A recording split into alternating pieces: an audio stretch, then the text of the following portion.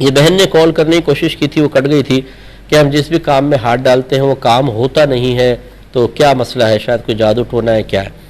دیکھیں یہ ایک نفسیاتی مسئلہ ہو گیا ہے۔ آج کل بہت سارے عاملین ایسے ہیں کہ جو ہر چیز میں جادو ٹونے کے علاوہ کوئی بات کہتے نہیں ہے، ہر چیز میں نظر بد ہے، ہر چیز میں جادو ٹونا ہے، ہر چیز میں بندش۔ میں حالانکہ شدید مخالف ہوں اس کا، لیکن میں سمجھا رہا ہوں کہ ایسے بولتے ہیں جی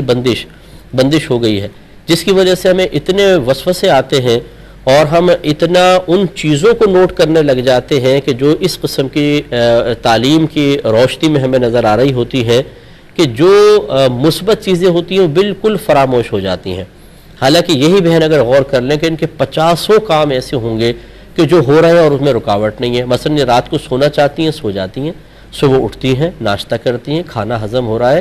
اور بہت سارے معاملات ان کے ہو رہے ہیں، سینکڑوں کام ہو رہے ہوں گے، وہ نظر نہیں آئیں گے، لیکن ایک دو کام جن کو یہ چاہتے ہیں کہ ہو جائے اور نہ ہو تو بولتے ہیں ہمارا کوئی کام ہو ہی نہیں رہا۔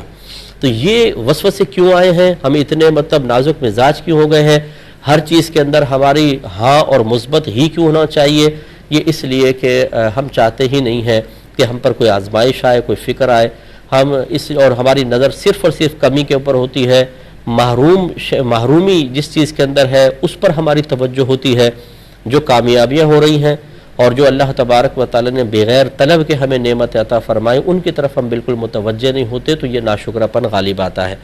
تو پہلی بات تو یاد رکھیں کہ دنیا میں آپ کو اس لیے نہیں بھیجا گیا تھا کہ اللہ تعالیٰ آپ کی مرضی کے تابع ہو کر چلے،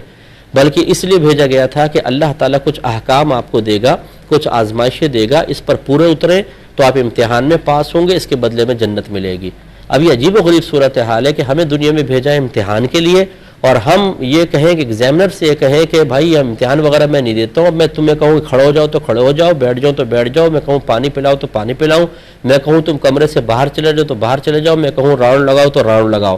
یہ تو ڈیمانڈ نہیں چلے گی۔ یہ ہمارا ذہن بن چکا ہے کہ ہم چاہتے ہیں کہ اللہ تعالیٰ ہماری مرضی کے تابع ہو جائے، جو ہم چاہیں فوراً عطا فرمائے، نہیں دے گا تو ہم باغی ہو جائیں گے، شکوے کریں گے۔ تو میں بہن سے گزارش کرتا ہوں، یہ آپ ہی کے ساتھ نہیں میرے ساتھ بھی ہے، 50 کام ایسے ہوتے ہیں جو نہیں ہو پاتے، سینکڑوں کام بغیر محنت کے بھی ہو جاتے ہیں، تو ہم جو ہو جاتے ہیں نا اس پہ نگاہ رکھ کر اللہ کا شکر ادا کرتے ہیں، اور جو نہیں ہوتے ان کو اپنے شامت اعمال تصور کرتے ہیں۔ باقی دنیا آزمائش کا گھر ہے، یہاں یہ تمنا کرنا کہ ہمارا ہر کام ہو جائے نہیں ہوگا، اللہ تعالیٰ ہماری مرضی کے تابع نہیں ہوگا، ہمیں اس کے مرضی کے تابع چلنا پڑے گا۔ یہ سب اللہ کی جانب سے ہوتا ہے، آزمائشیں اسی کی طرف سے آتی ہیں، وسیلہ مختلف چیزیں بن سکتی ہیں، کوئی انسان، کوئی جانور، کوئی اور طاقت، کوئی دشمن بن سکتا ہے وسیلہ، لیکن حقیقتاً فاعل حقیقی اللہ تبارک و تعالی ہے، اور اللہ تعالیٰ کی طرف ہی متوجہ رہیں کہ اللہ کی طرف سے آزمائش ہے تو انشاءاللہ سکون رہے گا، اور صبر اور سکون سے ہمیں کام لینا چاہیے، انشاءاللہ کامیابی ضرور ہوگی۔